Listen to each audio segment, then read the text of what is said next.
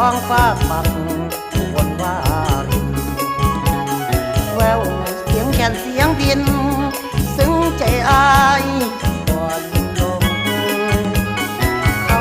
พรรษาปีกลายยังได้เคียงคู่อนงแห่เทียนเป็นขบวนร้องส่งสองเรายังคงรักกันชื่นบานแต่ในงานนี้ไม่มีน้องเจ้าพี่ยังมาคอยเหมือนเก่าแม้แต่เงาน้องก็ไม่มีนี่หรือใจคนสาวอุบลที่ว่าใจดีจากกันก็เพียง1 ปีแต่มาวันนี้